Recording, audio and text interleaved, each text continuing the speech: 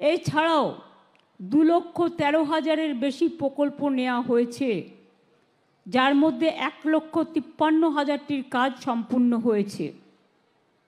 জলস্বপ্ন প্রকল্পে এই জেলার প্রায় 15 লক্ষ বাড়িতে পানীয় জল পৌঁছে দেওয়ার জন্য 3,528 কোটি টাকা খরচ করে কাজ করা হচ্ছে।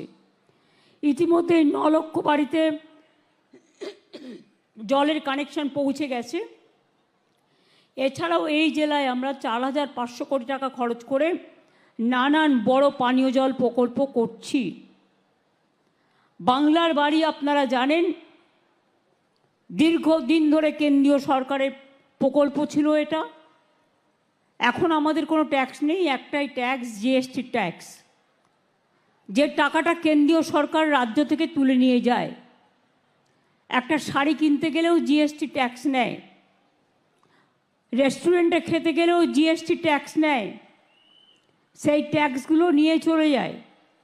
সেই টাকার থেকে আমরা যে টাকা পাই, তার থেকে বাংলার বাড়িতে 3 বছর ধরে ওরা টাকা দেয় না। আবাসন প্রকল্পে আমরা ইতিমধ্যে প্রায় 47 লক্ষ বাড়ি তৈরি করেছি গভর্নমেন্টের টাকায়, এবং শুধু রাজ্য সরকারের টাকায়। আমরা একটা সার্ভে করেছিলাম, তাতে আমাদের কাছে 28 লক্ষ মানুষের নাম এসেছিল যারা অত্যন্ত প্রত্যন্ত অঞ্চলে সত্যি গরিব। তার মধ্যে 12 লক্ষ মানুষের কাছে তাদের 50% টাকা ইতিমধ্যে ব্যাংকের মাধ্যমে পৌঁছে গেছে, এবং বাকিটা আগামী 6 মাসের মধ্যে কাজ শেষ করলেই তারা পাবে। তাহলে বাকি থাকবে কত? 28 লক্ষের মধ্যে 16 লক্ষ।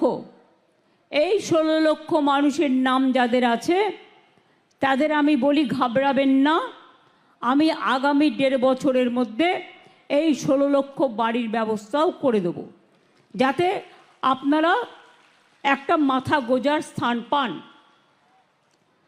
আমি আপনাদের আবার বলি, এই জেলাতেও প্রায় 56,000 মানুষ ইতিমধ্যেই বাড়ি পেয়েছেন, 12 লক্ষকে বাদ দিয়ে।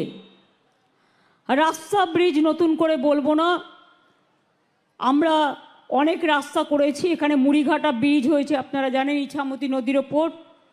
হাসনাবাদে কাটাখালীতে বনবিবির সেতু হয়েছে।